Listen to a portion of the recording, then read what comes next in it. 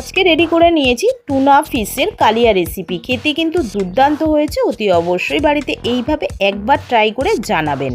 নমস্কার বন্ধুরা, tasty and one byte চ্যানেলে আপনাদের স্বাগত। বন্ধুরা কেমন আছেন? আশা করি বন্ধুরা ভালো আছেন। আজকে যে রেসিপিটা নিয়ে আমি হাজির হয়েছি, টুনা মাছের কালিয়া রেসিপি। এর জন্য আমি এখানে টুনা মাছ নিয়ে নিয়েছি।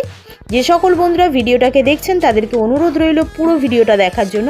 আর যে সকল বন্ধুরা আমার চ্যানেলটিতে নতুন আছেন তাদেরকে অনুরোধ রইল, যদি ভিডিওটা ভালো লাগে লাইক সাবস্ক্রাইব করে চ্যানেলটির পাশে থাকলে আমি কিন্তু নতুন নতুন ভিডিও বানাতে মোটিভেট হব।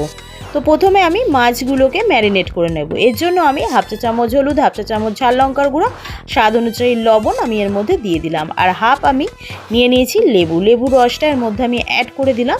দিয়ে ভালো করে আমি হাতের সাহায্যে মেখে নিলাম।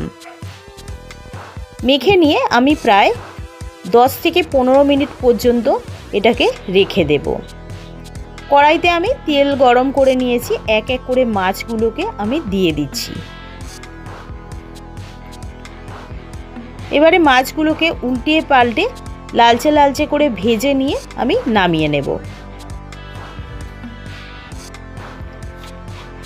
মাছগুলো প্রায় ভাজা হয়ে গেছে, আমি এবারে এক এক করে নামিয়ে নিচ্ছি। ওই তেলের মধ্যে প্রায় 2 চা চামচ মতো আমি আরও সরিষার তেল দিয়ে দিলাম। একটা তেজপাতা, একটা এলাচ, 2টো লবঙ্গ আর একটা দারচিনি স্টিক দিয়ে একটা শুকনো লঙ্কা ফোড়নে নাড়াচাড়া করে নিয়ে এখানে মিডিয়াম সাইজের একটা পেঁয়াজকে দিয়ে ভালো করে হালকা বাদামি করে ভেজে নিয়ে 1.5 চামচ মতো দিয়ে দিলাম আদা রসুন পেস্ট দিয়ে ভালো করে নাড়াচাড়া করে নিয়ে একটা টমেটোকে আমি কেটে রেখেছিলাম সেটাই দিয়ে স্বাদ অনুযায়ী লবণ দিয়ে হাফ চা চামচ জিরে গুঁড়ো, হাফ চা চামচ ধনে গুঁড়ো, হাফ চা চামচ ঝাল লঙ্কার গুঁড়ো আর হাফ চা চামচ হলুদ গুঁড়ো দিয়ে আমি ভালো করে মশলাটাকে কষিয়ে নিলাম। অল্প পরিমাণে আমি এর মধ্যে চিনি অ্যাড করেছি যাতে কালারটা একদম ভালো আসে, তার জন্য। আপনারা চাইলে চিনিটাকে স্কিপ করতে পারেন। এরপরে কিন্তু আমি গরম মশলা দিয়ে দিলাম প্রায় হাফ চা চামচ মতো, দিয়ে ভালো করে নাড়াচাড়া করে কষিয়ে নিয়ে আমি জলটাকে অ্যাড করে দিলাম। এবারে ঝোলটা ফুটতে শুরু হলে তারপরে আমি কিন্তু মাছ ভাজাগুলোকে অ্যাড করে দেব।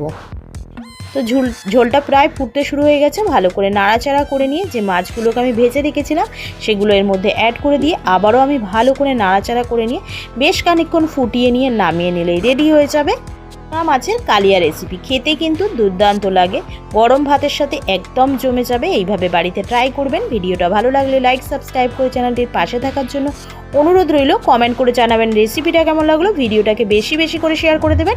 তার সঙ্গে বেল আইকনটা প্রেস করে দেবেন। বেল আইকনটা প্রেস করলে সবার আগে নোটিফিকেশন আপনাদের কাছে পৌঁছে যাবে আমি যে নিত্যদিন ভিডিওগুলো ছেড়ে থাকি। আমি আবারও একটা নতুন রেসিপি নিয়ে হাজির হব। ততক্ষণ আপনারা সুস্থ থাকবেন, ভালো থাকবেন। আজকের মতো এইটুকুনি, ধন্যবাদ।